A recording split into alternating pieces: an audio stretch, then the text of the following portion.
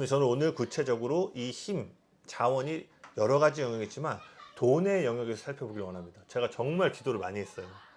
주제가 뭐 여기 계신 분들 너무 열린 마음은 잘 들으시겠지만 휴가 가는 내내 뭐 첫째 계명 여태까지 앞에 있는 6주 강의는 내가 좀 더 가벼운 마음이었어. 전심을 사랑해야 되고 첫째 계명 대부분 그거였잖아. 너 할 거 없다.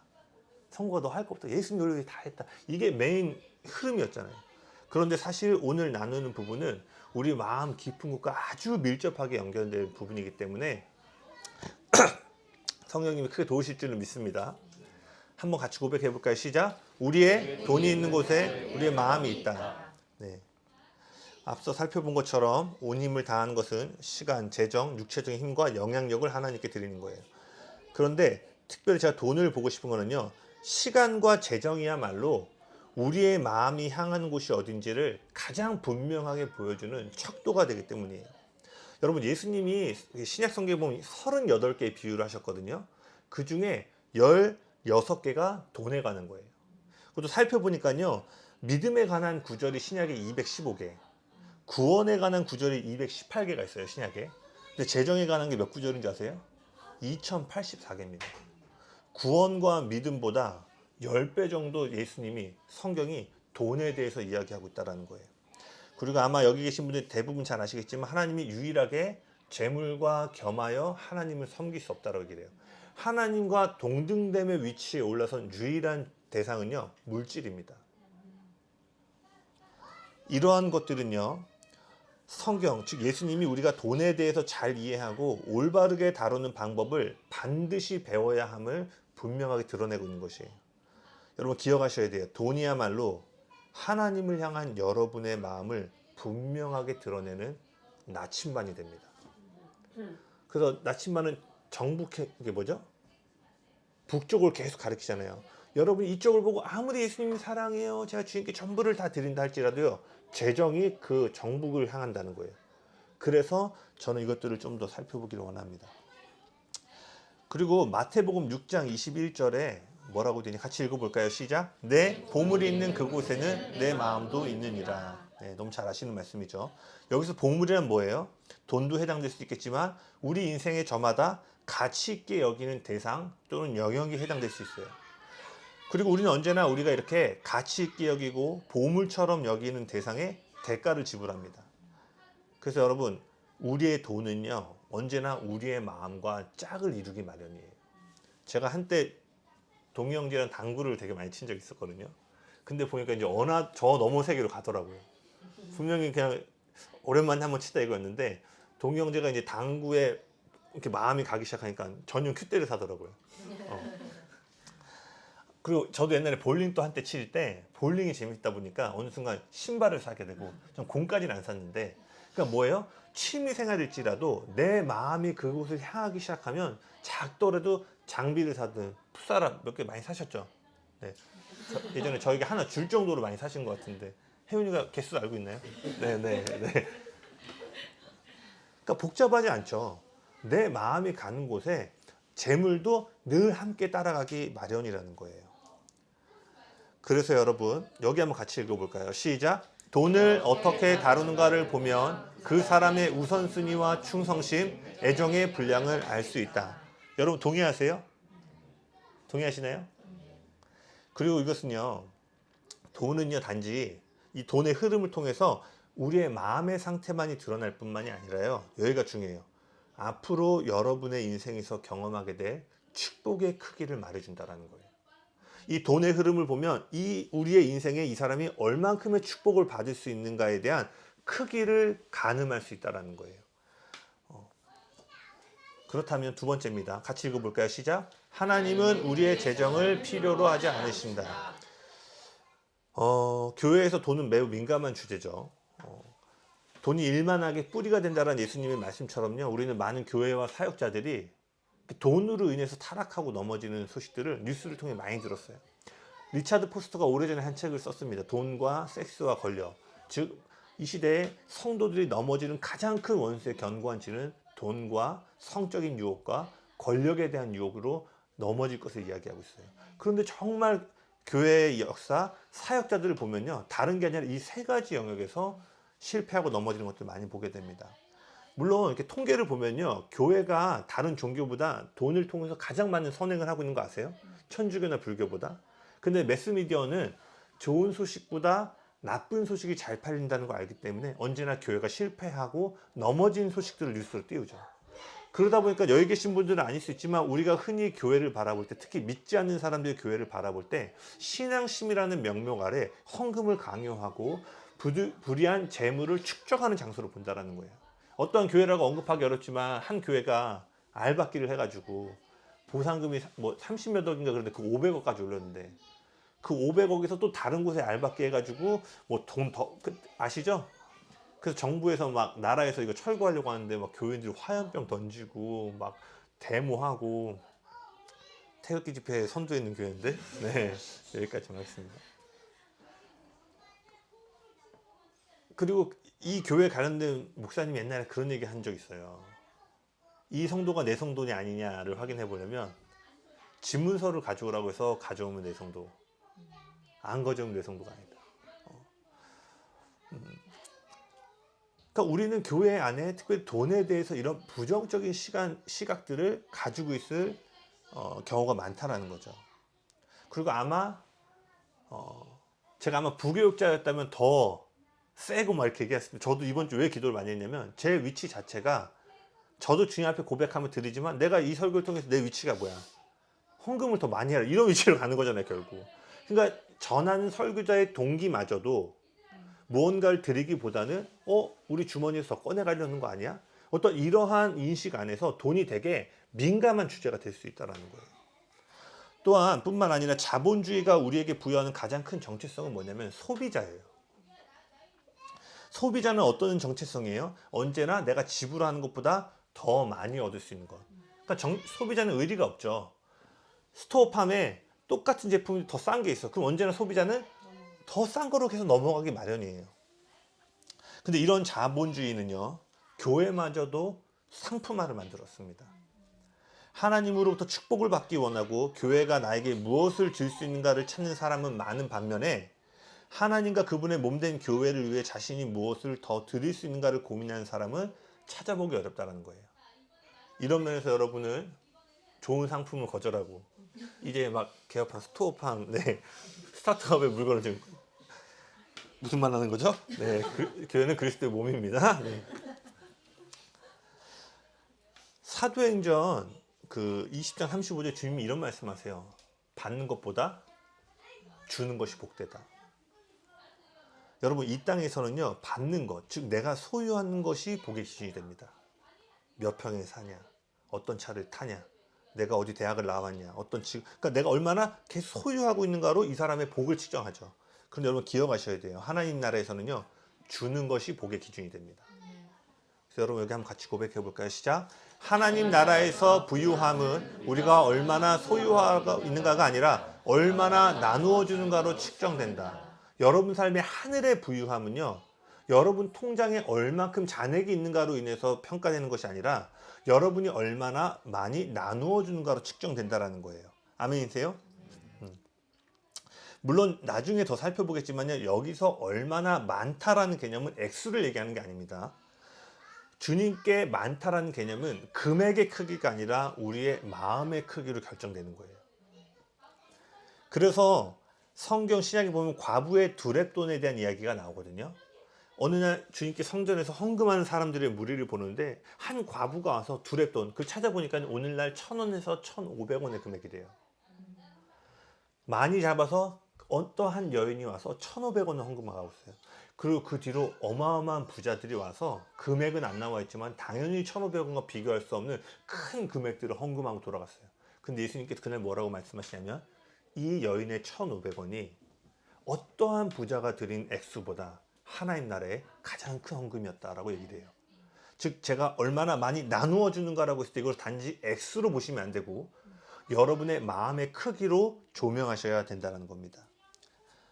물론 교회가 양질의 말씀과 예배, 그리고 이 밖에 다양한 서비스를 제공해 주는 것은 중요한 일이에요. 그러나 제가 지금 말하고 싶은 부분은요, 많은 사람들이 무엇을 드릴까를 고민하기보다는 무엇을 얻을 수 있는가에 초점을 맞추고 있다라는 거예요. 여러분은 아닐 수 있지만 우리가 이것들을 다시 한번 우리의 10년 가운데 질문하면서 더 살펴보기를 원합니다. 제가 이걸 좀 더 구체적으로 설명해 볼게요. 하나님으로부터 축복을 받아 많은 돈을 벌기를 기대하는 사람은 많지만요, 반면에 많은 돈을 들이기를 고민하는 사람은 찾아보기가 어려운 것 같아요. 사역 가운데 어떻게 하면 10의 2조, 10의 3조를 드릴 수 있을까 고민하는 사람보다요, 어떻게 하면 11조도 안 낼 수 있는가를 생각하는 사람을 찾는 게 더 쉬워요. 그 제가 종종 하는 얘기가, 저랑 교제하신 분 들어봤겠지만 11조에 대해서 질문하는 경우가 있어요. 구약에서 11조를 드린 건 분명히 알겠는데 신약에는 사실 11조에 대한 얘기가 안 나오거든요. 그러니까 그 구약의 율법은 끝났잖아요. 그런 개념이 아닌가요? 근데요, 제가 그러한 질문을 한 사람 치고 10의 2조, 3조를 하고 싶어서 질문한 사람은 단 한 번도 보지 못했어요. 이 10의 1도 어떻게 하면 안 드릴 수 있을까를 원해서 질문하는 거예요. 그 내면의 동기가. 저는 10의 2조, 3조, 4조, 5조, 9조, 1000조. 천조. 네. 전청조가 생각나. 네. 죄송합니다. 이게 의식의. 네. 여러분 어떠세요? 여러분의 마음은 깊은 곳에 뭘 원하세요? 제가 이런 표현을 많이 쓰거든요. 복음 안에서 나이스한 기독교 중산층이 되는 걸 원하고 계세요. 정말 아낌없이 드려도 부족함이 없는 그 사랑의 자리로 나아가길 원하세요. 저에게도 계속해서 던져야 될 질문인 줄로 믿습니다. 그래서 이렇게 민감하고 주기보다 받기를 원하는 마음이 우리 안에 있기 때문에 이 재정의 여정을 출발하면서 반드시 기억해야 될 몇 가지 진리가 있어요. 그래서 아까 고백했던 것처럼 첫 번째는요, 하나님은 여러분의 재정을 조금도 필요로 하지 않으신다라는 거예요. 그분은요, 온갖 방법을 동원해서 여러분의 주머니에서 한 푼이라도 더 걷어내기를 원하는 사이비 교주가 아닙니다. 여러분, 이런 걸 제가 좀 설명 적어봤어요. 빌 게이츠가요, 재범이의 돈을 필요로 할까요? 네, 바로 코웃음 나오죠. 제가 그 어떤 프로그램에서 이렇게 재미있게 그 빌 게이츠 재산을 체감 이렇게 했더라고요. 빌 게이츠 재산이 어느 정도냐면 30억에 해당하는 복권 1등 당첨을요, 고려 인종 때부터 보니까 1122년이거든요. 1122년부터 매주 30억짜리 복권을 오늘날까지 쉬지 않고 당첨이 되면은, 고려 인종 때부터, 그러면 지금 빌 게이츠가 갖고 있는 재산이래요. 빌 게이츠는 지금 재범이하고 비교할 수 없는 재산을 갖고 있기 때문에요. 재범이의 그 푼돈도 아니야. 거의, 그냥 없는 거야. 너는 그냥 없는 거야, 그냥. 뭐 재벌뿐만 아니죠. 그래서 막 그런 거 막 빌 게이츠가 그 여름 휴가 때 빌렸던 거 막 오늘날 돈으로 환전한 거 보셨죠? 뭐 수십억인데 빌 게이츠 돈을 뭐 500원 썼다, 뭐 이런 거 있잖아요. 제가 말하고 싶은 뭐냐면요, 이 세상 어떤 부자도 그 부자와 비교할 수, 그러니까 부자도 우리의 돈을 전혀 필요로 하지 않는데 온 세상을 창조하시고 이 세상 어떤 부자보다도 훨씬 더 부유하신 하나님이 과연 우리의 돈을 필요로 하시겠냐는 거예요. 그렇다면 주님은, 그리고 왜 성경은 우리에게 헌금을 요구할까요? 여기에 대한 다음 시간에 좀 더 11조나 이런 거 살펴보겠지만, 여러분 성경적으로 분명히 정의가 내려져 있으셔야 돼요. 어느 날 나연이가 와서 아빠 헌금 왜 하는 거야? 11조는 왜 하는 거야? 이렇게 대답하면 안 되죠. 나도 몰라, 전사님이 하래. 야, 안 하면 저기 철이 집사님 알지? 재정 보는데 정지한다. 이게 아니라 왜 하는지를 말씀드려야 돼요. 감이시죠? 네. 오늘 새로운 분이 막 의식의 흐름대로 막 가고 있는데 이렇지 않은데. 네. 그리고 두 번째로 여러분이 기억하셔야 될 거든요. 같이 읽어볼까요? 시작. 하나님이 우리에게 무언가를 요구하실 때는 무언가를 주시기 위함이다. 창세기 22장에 보면은요, 하나님께서 아브라함을 불러서 하나밖에 없는 아들 이삭을 제물로 바치라고 하죠. 아브라함은 순종했고 산 위에서 칼을 들고 이삭을 죽이려고 하는 순간 하나님이 멈추라고 얘기해요.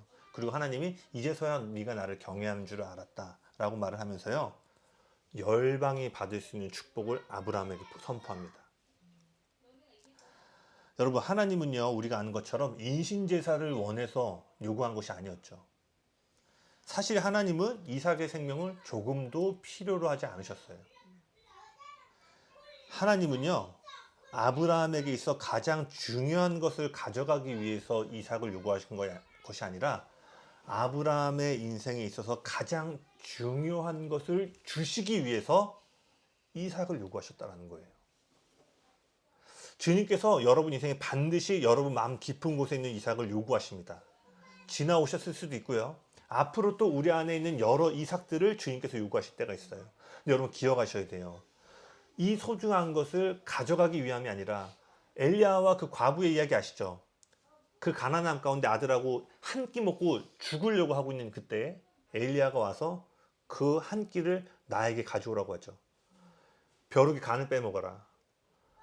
이 하나 먹고 죽으려고는 그걸 어떻게 달라고 했는. 근데 우리는 그 이야기의 끝을 알죠. 사실은 주기 위해서 달라고 하셨다는 거예요. 이삭의 생명을 취하려고 한 것이 아니라 열방의 축복을 주시려고 이삭을 요구하셨다는 거예요. 즉 헌금을 요구하시는 이유는 단 하나입니다. 여러분에게 뭔가를 주기 원하시는 거예요. 여기서 하나 더 나누고 싶은 거는요, 하나님께서 아브라함에게 이삭을 요구한 것은 더 깊은 관계를 맺기 위한 것입니다. 하나님은요, 아브라함 없어도요 열방을 축복하실 수 있는 분이에요.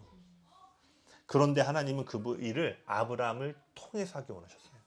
하나님은요, 여러분 한 명 한 명 없어도 사실은요, 철이 형제 없으면 더 빨리 일할 수 있어요. 맞죠? 저도 나 설득하랴, 여기 재정 필요한데 그럼 또 내 뭐 마음 감동시켜. 하나님이 한 번에 하시면 돼요. 저나 철이 형제 여기 있는 모두를 통해서 일하시면 하나님 너무 느릴 수밖에 없어요. 그런데 하나님의 갈망은 뭐예요? 빨리 일을 처리하는 것이 아니라 저와 여러분과 함께 걷기를 원하시는 거예요. 여러분, 이삭을 바치기 위해서는요, 그 산을 오르기 위해서는요, 우리 안에 이삭보다, 그러니까 하나님보다 더 크게 여기는 이삭들이 죽어져야 됩니다. 이 이삭이 죽지 않으면 어느 누구도 그 산을 오를 수 없죠. 하나님은 우리의 돈이 필요한 것이 아니라 우리에게 부어진 이삭, 즉 우리에게 주어진 어떠한 축복보다 하나님을 더 사랑하고 존귀하게 여기는 아들과 딸들을 갈망하시기 때문에 이삭을 달라고 말씀하신다는 거예요. 이해되시나요? 우리는 하나님 나라에 ATM기가 아니에요. ATM만 해.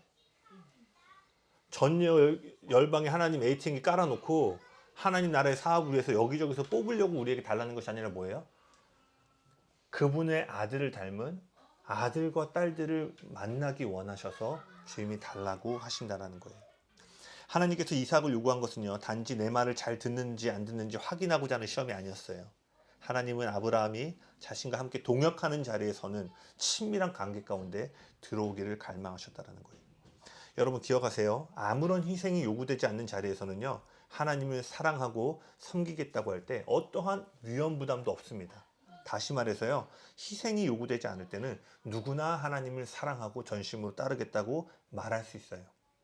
그러나 큰 희생이 요구될 때는요, 그때는 오직 진정으로 그분을 사랑하고 그분을 내 삶의 가장 존귀한 보물로 여기는 자들만이 큰 희생의 문 앞에 주님을 따르기로 결정할 수 있다는 거예요. 즉 희생이야말로 더 깊은 사랑과 믿음으로 들어서는 문이 된다는 거예요. 세 번째는요, 우리는 같이 읽어볼까요? 시작. 우리는 하나님이 주신 것보다 더 많은 것을 드릴 수 없다. 여러분이 어떠한 수를 써서 하나님께 무엇을 드린다 할지라도요, 여러분은 하나님보다 더 많이 드릴 수 없다라는 거예요. 이걸 기억하셔야 돼요. 여러분이 이것을 알면은요, 조금 더 살펴보겠지만 드리는 일에 대한 두려움을 극복하게 됩니다. 자, 지금부터 좀 빨리 넘어가 볼게요. 세 번째 한번 읽어볼게요. 시작. 우리 마음 깊은 곳에 자리 잡고 있는 두려움. 같이 읽어보겠습니다. 시작. 이것이 곧 적게 심는 자는 적게 거두고 많이 심는 자는 많이 거둔다 하는 말이로다. 각각 그 마음에 정한 대로 할 것이요 인색함으로나 억지로 하지 말지니 하나님은 즐겨내는 자를 사랑하시느니라. 아멘. 지금 바울은요, 그리스도인의 헌금 생활을 씨를 뿌리고 거두는 농부에 빗대어 설명하고 있어요. 추수의 법칙은 복잡하지 않죠. 많이 뿌린 농부가 언제나 더 많이 거두는 법이에요. 단 이 농부와 우리와 다른 점이 있다면 우리는 뭐예요? 필요한 것을 얻기 위해서 심는 것이 아니라 그분을 사랑하고 신뢰함으로 심는 것입니다. 여러분, 씨를 뿌리면서요, 씨를 잃어버릴까 봐 걱정하는 농부를 본 적 있으신가요? 농부는 언제나 씨를 뿌릴 때 앞으로 거둘 추수를 기대하기 마련이에요.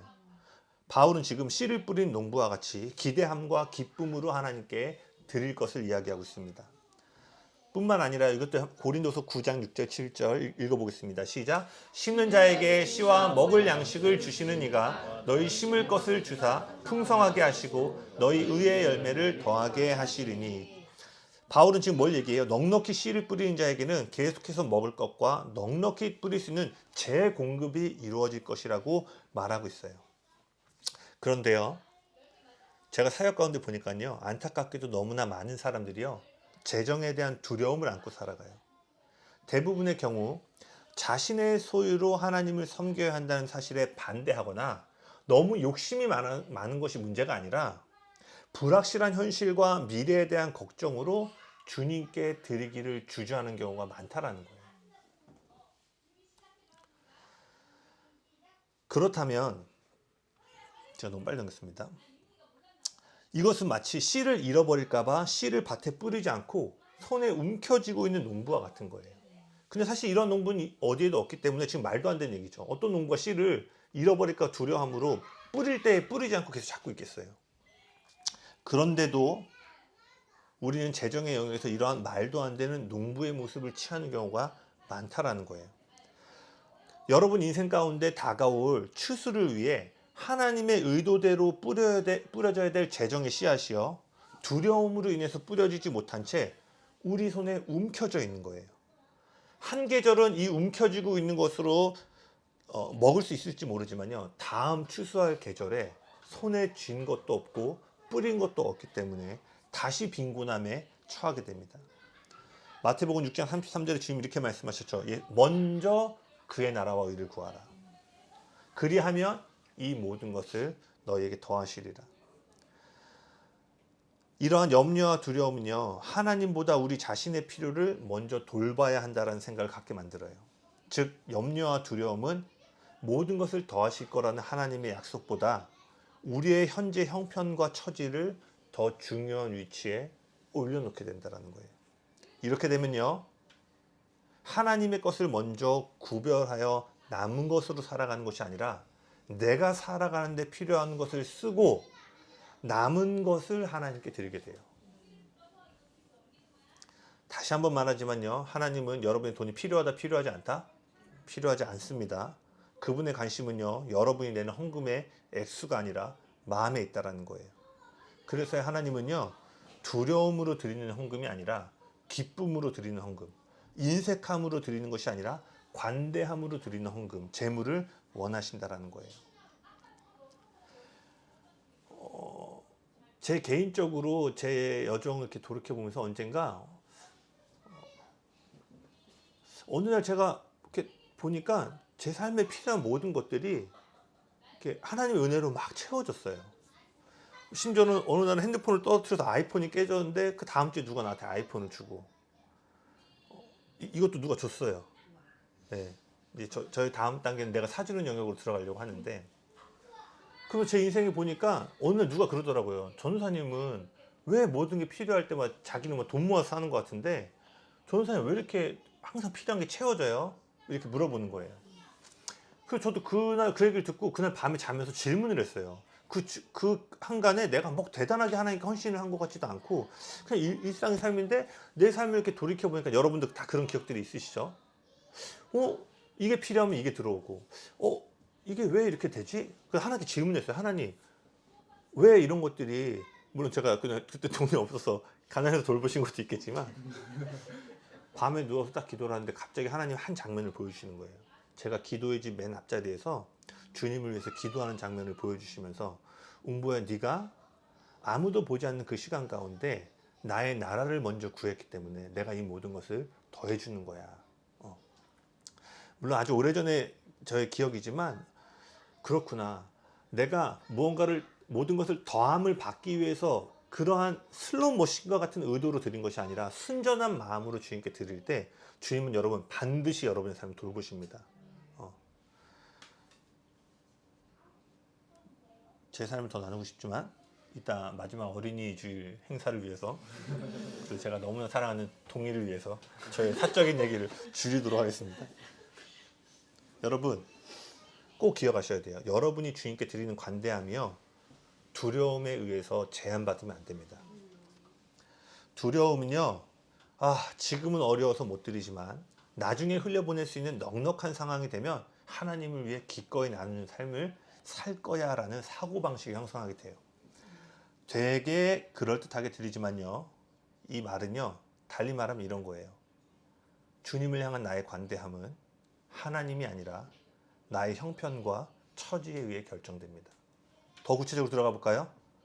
주님을 향한 나의 관대함은 내 통장 잔액에 의해 결정됩니다.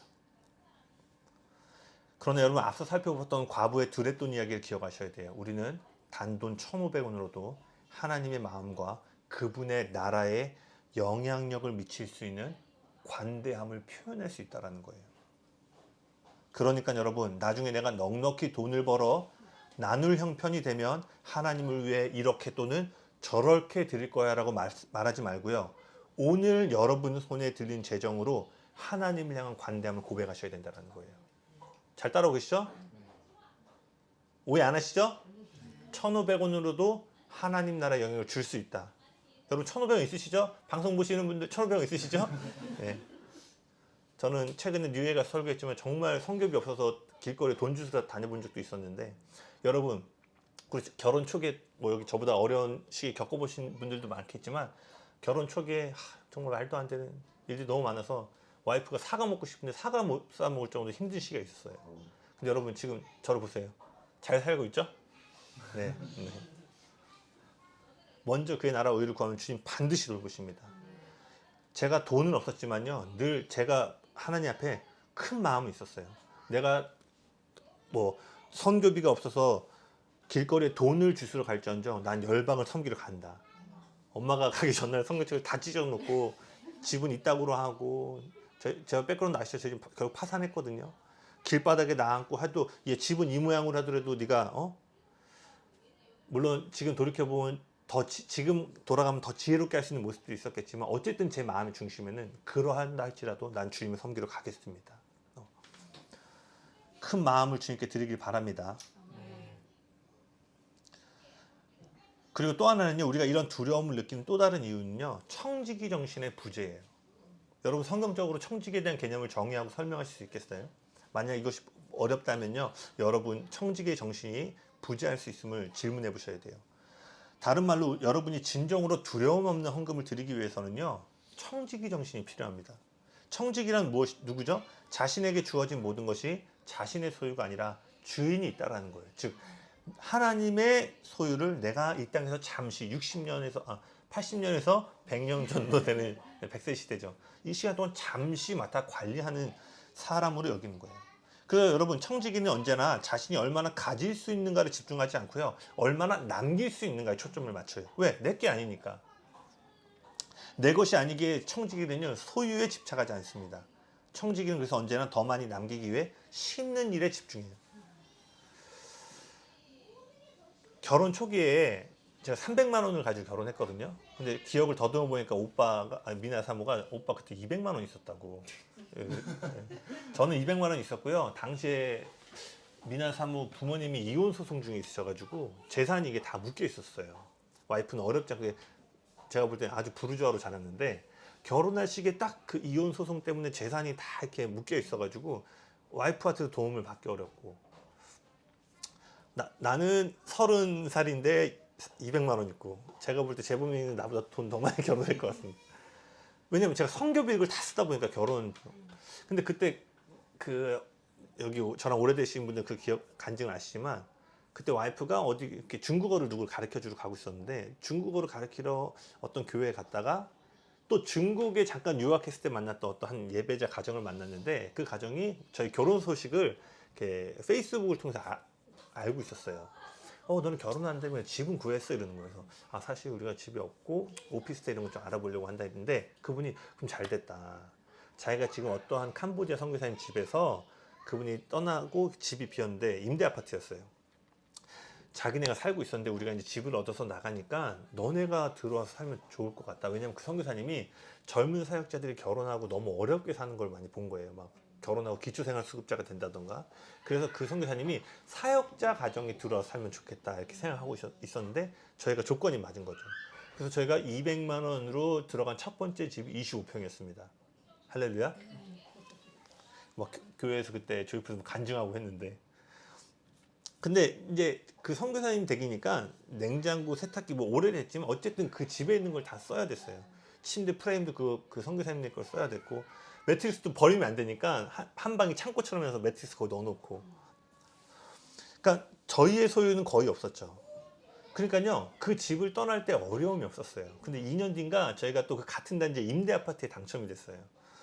그래서 이제 2년 뒤에 새로운 집을 얻어서 이사를 하게 됐는데, 이제 그때는 빈 공간에 들어가야 되니까 성국 세징이도 이제 이사해가지고, 그러니까 이제 막 다 알아보고 막 한 거예요. 근데 임대 아파트여서 원래 페인트 칠 이런 거 하면 안 되는데, 이런 색이었는데 너무 그 화이트로 하고 싶어가지고 막 페인트 사서 여기 화이트 칠하고 이쪽 벽 막 그때 트렌드 따라서 막 이렇게 제가 몇 날 며칠을 막 붓칠을 하고, 그리고 제가 한 가지 야망이 있었어요.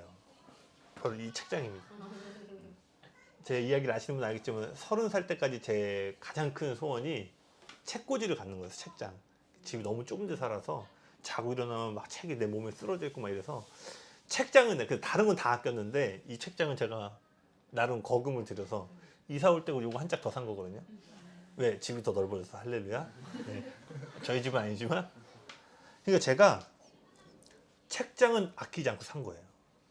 그리고 나서 이렇게 집을 들어왔는데 어느 날 밤에 커피를 마시다가 주님을 위해 이거 두고 다 떠나라면 떠날 수 있을까 했는데 순간 제가 머뭇하더라고요. 내 마음에 뭐가 있냐면 어떻게 했는데, 페인트 칠려고 어떻게 했는데, 특히 저 이거 책 두고 가라고 하면 제가 지금 마음이 어렵거든요. 근데 책장 뭘 느꼈냐면 전에 집에 살 때는 내 소유가 아니니까 다 두고 가도 하나도 안 어려운데 어느 순간 이거 내 거야. 심지어 임대 아파트인데 매매도 아니고. 한때 임대 아파트가 그 사역자들의 가나안 땅이라는 소문이 돌았거든요. 근데 한지혜라고, 한지혜 엄마가 거기 진짜 가난한 사람들만 사는 데다 그래가지고, 야 네가 뭔데 우리 약속했다 언약의 땅을 우리 사역자단에 여기 하늘마을 되는 게 아주 그 선민 백성이 되는 기준이었거든요. 야, 심지어 내 집도 아니고 임대 아파트인데도 내가 그 잠깐 공들이고 내 수고와 땀이 들어갔다고, 내가 좀 돈을 들여 샀다고 하니까 내려놓기 아쉬워하는 마음을 제가 순간 들어서 깜짝 놀란 거예요.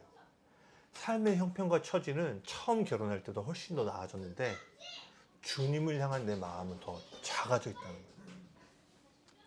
여러분, 이처럼요, 뭐 부끄러운 얘기지만 제 얘기를 잠깐 한 거는요, 청지기가 아니라 여러분을 소유주로 여기면요, 여러분 기쁨으로 헌금하기 어려워지게 된다는 거예요. 왜냐? 소유주는요, 내 돈을 들여 헌금할수록 내 재산이 줄어들게 되죠. 그러니까 손실로 여겨지는 거예요. 그러나 청지기는요, 심음으로써 더 많은 것을 거둘 것을 기대하기 때문에 감소의 개념으로 보는 게 아니라 드릴 때마다 증가의 개념을 보게 된다는 거예요. 그렇기 때문에 청지기만이 언제나 주저함 없이 주님께 드릴 수 있다는 거예요. 여러분, 질문해 볼게요. 오늘 여러분에게 주어진 모든 것들, 그 이삭을 다 버리고 모리아 산으로 올라가라고 하면 여러분, 예 아버지라고 하고 올라가실 수 있겠어요? 네. 그러한 우리 모두가 되길 예수님을 축복합니다. 청지기의 정체성을 온전히 이해할 때야 하나님이 기뻐하시는 진심 어린 헌금을 드릴 수 있다는 거예요. 결론입니다. 두려움을 몰아내는 그분의 사랑을 바라보셔야 돼요. 그렇다면 우리는 어떻게 이런 염려와 두려움에 벗어나서 관대함과 기쁨으로 드리는 자리로 나아갈 수 있을까? 마태복음 6장 19절에서 21절 한번 읽겠습니다. 시작. 너희를 위하여 보물을 땅에 쌓아두지 말라. 거기는 좀과 동록이 해하며 도둑이 구멍을 뚫고 도둑질하느니라. 오직 너희를 위하여 보물을 하늘에 쌓아두라. 거기는 좀이나 동록이 해하지 못하며 도둑이 구멍을 뚫지도 못하고 도둑질도 못하느니라. 내 보물이 있는 그곳에는 내 마음도 있느니라.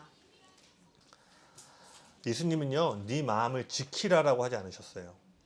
예수님은 지금 보물이 있는 곳에 네 마음이 있기 마련이니 네 보물 둘 곳을 선택해라라고 말씀하셨어요. 염려와 두려움에서 벗어나서 여러분이 정말 기쁨과 관대함의 자리로 나아가는 유일한 길은요, 예수님을 여러분의 인생의 최고의 보물로 삼는 것이에요. 여러분, 예수님을 제외한 이 세상의 모든 보물은요, 우리에게 대가를 요구합니다. 성공이라는 보물, 돈이라는 보물, 명예라는 보물, 성취라는 보물, 그 보물이 무엇이 되었든 간에 이 세상의 보물은요, 네가 그것을 얻기 원한다면 제단 위에 네가 가지고 있는 것을 내놓으라고 말해요. 그래서 세상은요, 이 보물을 얻기 위해 자신의 시간을 제단 위에 올립니다. 자신의 젊음을 제단 위에 올리고요, 또 다른 이 보물을 얻기 위해 자신의 순결함, 양심을 올려놓고 그 제단 위에 죽여요. 그리고 나서 자신이 원하는 보물을 얻으려고 합니다. 이처럼 세상의 다른 보물들은 그 보물을 가지려면 우리에게 와서 죽으라라고 얘기를 해요. 그러나 진정한 보화가 되시는 예수님은요, 우리를 위해 죽으신 유일한 보물이 되십니다.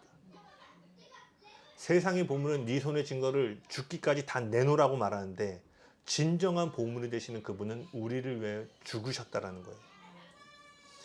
이 세상의 보물은요, 높은 곳에 올려져 있는 초콜릿을요, 어떻게든 먹으려고 까치발을 들고 가진 힘과 노력을 다하는 어린아이의 모습처럼요, 우리에게 수고와 노력을 요구해요. 아마 아이 키우신 분, 저 옛날에 유미에 좀 커가지고 달달한 거 저기 올려놓으면 이제 얘가 막 이제 의자까지 사용하는 지능으로 성장을 했는데, 의자를 올리기 전까지 막 어떻게든 잡으려고 하는 거예요. 그럼 저는 뭐예요? 살짝 좀만 더 밀어가지고 이렇게 더 안 닿게.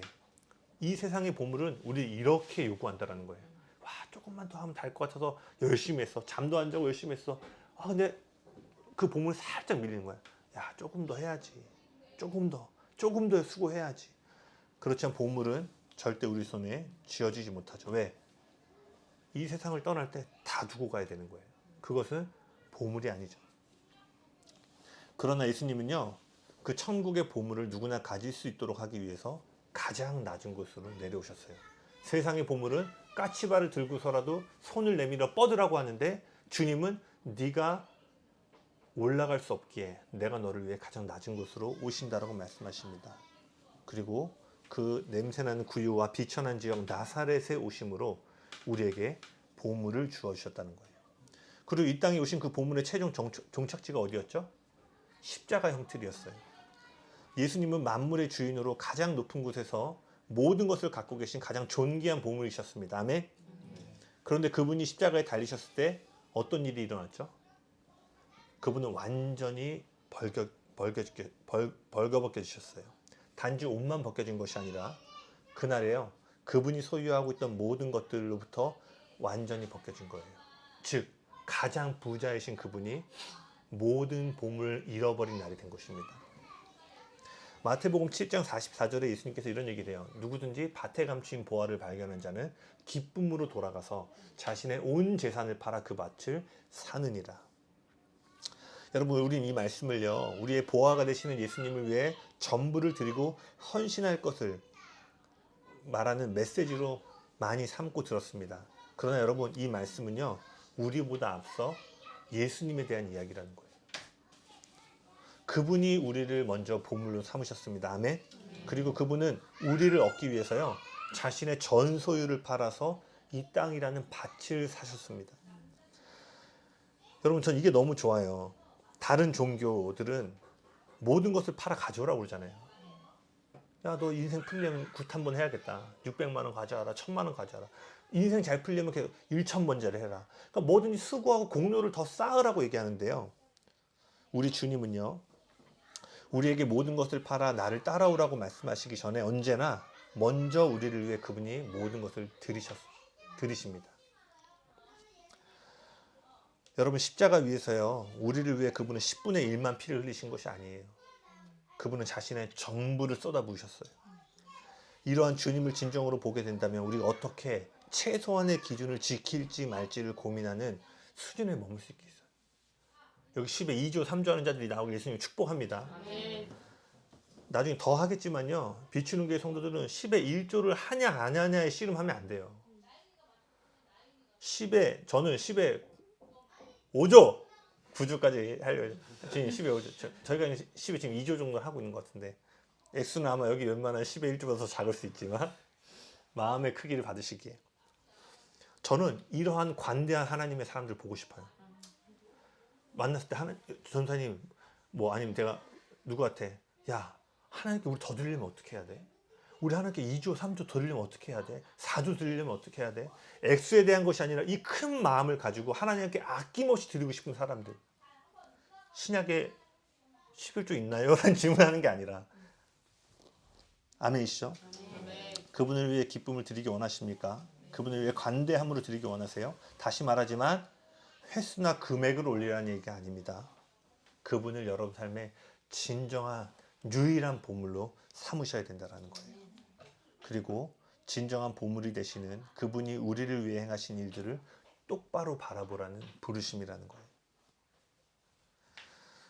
주님은 두려움으로 드리는 헌금, 따분하고 지루한 종교적인 의무감 가운데 드리는 헌금, 죄책감 가운데 드리는 헌금을 필요로 하지 않습니다. 만약에 이러한 마음으로 드리잖아요. 주님이 이렇게 말씀하실 거예요. 드리지 않지만 됐다 가져가라.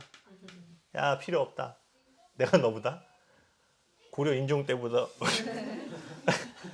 30억이 당첨돼도 그것보다 돈이 더 많다. 갖고 가라. 주님은요.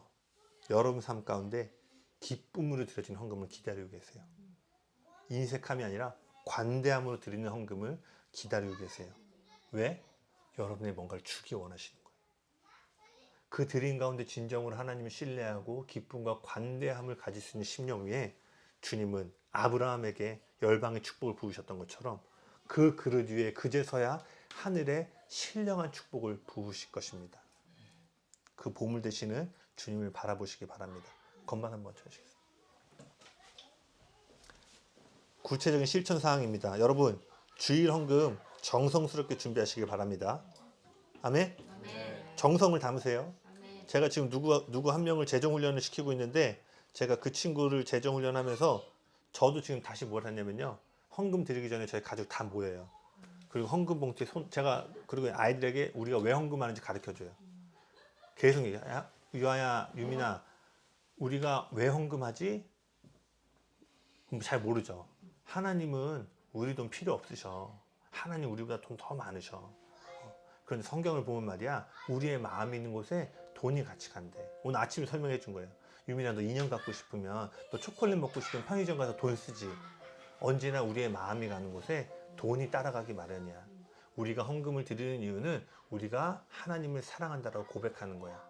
설명해주고 헌금 봉투에 주님에 대한 고백을 쓰고 우리 가족이 다 손을 얹고 저도 그 친구를 대한 재정 훈련을 하면서 나도 다시 한번 정성스럽게 드려야겠다. 저는 사실 지금 10에 1조 드리는 게 전혀 어렵지 않잖아요. 뭐 나는 거의 직업처럼 이 일을 하고 있으니까 드리면 더 드리지. 주정 헌금도 어렵지 않죠. 근데 나도 정성스럽게 드리고 있는가? 그리고 제가 이것을 날마다 가족과 함께 기도해야겠다라고 결정하면서 어떤 이야기가 떠올랐냐면 조이풀의 전에 함상리 자매라고 그 자매가 목사님 자녀였는데 그 얘기를 하더라고요. 어느 날 헌금인데 되게 빳빳한 종이를 갖고 있는 거예요. 근데 그분이 그러더라고요. 목사님 자녀인데 항상 어머니가 은행에서 쇠집해. 그리고 종이가 구겨지면 다리미로 그 돈을 펴가지고 하나님 앞에 드렸대. 자기가 어릴 때부터 그렇게 봐서 자기가 지금도 헌금을 드릴 때 특별한 헌금할 때 은행에 가서 쇠지폐를 가져온다라는 거예요. 그게 순간 딱 떠오르면서 나는 지금 익숙함 가운데 드리고 있는가? 아니면 정성스럽게 헌금을 드리고 있는가? 그럼 나도 다시 해야겠다. 나도 사실 사역자로서 너무나 오랜 교회 문화 안에서 익숙하게 드리는 부분이 있었다라고 정직하게 고백할 수밖에 없었어요. 다시 한번 쓰고 김무열 선교사님도 재정의 축복 되게 많이 받으셨잖아요. 김무열 선교사님 다른 위주로 지금도 하시는지 모르겠지만 돈 펴서 이렇게 헌금하셨대요. 그게 생각나더라고요. 액수가 아니라 1,000원을 드릴지라도 큰 마음을 담아 드릴 때 우리가 어려운 시기를 맞이할 수 있어요. 다시 말하지만 드리니까 여러분 부자 된다 이런 의미가 아니야. 천국의 개념은. 다음 주에 더 깊이 나눌게요. 그러나 이러한 정성을 드릴 때 하나님은 그 마음을 축복하시는구나. 저도 다시 마음 먹었습니다. 그래서 실천하고 있어요. 그래서 제가 헌금 훈련 시키는 친구한테도 너 그냥 내지 말고 헌금 봉투 뒤에 하나님의 고백을 적어라. 그 여러분 11조 헌금 타협하지 말고 온전히 드시기 바랍니다. 10분의 1 필요 없다. 주님 더 많은 것을 드릴 것입니다. 11조는 제가 다음 주에 좀 더 성경적으로 좀 살펴볼게요. 제가 요번에 제주도 갔잖아요. 그래가지고 그날 제가 바다 이렇게 영상 하나 올렸잖아요. 제가 재범 했던 얘기 했는데 그거 올리면서 순간 내가 그 현영이가 최근에 꽃 사진 많이 올렸잖아요. 나도 이제 들어선 건가? 바다 사진을 이렇게 올리면서 여러분 얼굴 한 명 한 명 생각납니다. 보니까 그 바다 다음 단계 꽃이라고 하거든요. 촬영되면 지금 이제 다음 단계로 들어갔는데 그 다음 단계 이제 푸사가 꽃이 되면은 진정한 지나간 세대가 된다고. 어느 아침에 제가 이렇게 혼자 이렇게 제주도 앞바다 이렇게 산책하면서 그 파도인데 갔는데 거기서 한 40분 정도 가만히 서 있었던 것 같아요. 그냥 이렇게 바람을 맞으면서 저는 옛날에 안 그랬는데 이렇게 바다 보면 가슴이 뻥 뜨이더라고요. 그런데 주님이 딱 이런 질문을 하시더라고요. 10년 가운데. 웅보야, 너 무엇을 보기 원해? 막 파도가 있는데 주님 오래전에 로렌 할아버지가 파도가 일어나면서 젊은이들이 전 세계를 그 파도와 같이 덮고 복음을 전하는 일을 보았는데 지금 저도 그 젊은이들이 다시 한번 열방에 나아가 주님을 향해 헌신하는 일을 보기 원합니다. 그러면서 바람이 되게 세게 많이 불더라고요. 그러니까 바람이 부니까 이렇게 겹겹이 파도가 치는데 웅보야 그러려면 성령의 바람을 타야 된다라는 감동을 주시더라고요. 그러면서 제가 그때 진짜 기도한 거예요. 부교육자가 아니라 이제 여러분의 담임하는 사람들에서 그런지 여러분 한 명 한 명 얼굴에 떠오르면서 주님 선국을 통해서 그 붕의 파도가 일어나게 도와주세요. 철이 형제 통해서 그 일을 하게 해주세요. 특별히 하준이 생각이 갑자기 나더라고. 언젠가 하준이 유아도 뭐 아빠 저 단기 선교 갔다 올게 이럴 때 올 거 아니에요. 이 아이들이 부흥의 파도로 일어나는 것을 주님 제가 보기 원합니다. 그러면서 그때 계속 고백했어요. 주님 어떻게 하면 주님 더 드릴 수 있어요? 제가 볼 때 20년 하는 애들 세우고 전 떠나야 될 것 같은데 제가 뭐 재범이한테도 그래야 진짜 온다. 이게 제가 요즘 계속 이 생각이 있어서 얘한테 많이 얘기할 거야. 너 예배하는 거를 유아나 하준이 세대가 보고 걔네들도 예배하고 싶다. 예배자 되고 싶다. 그러니까 너 빨리 커야 돼. 10년 지났는데도 나 혼자 설교하고 있으면 안 돼. 너가 아이들 키워야 되고. 그러면서 제가 그때 한 찬양을 계속 들었어요. 김리지저스라는 어포럼의 찬양을 들으면서 주님 이 세상 모든 것을 잃는다 할지라도 주님을 얻을 수 있다면 주님 내가 이것을 원합니다. 그래서 이 찬양을 좀 여러분하고 함께 고백하고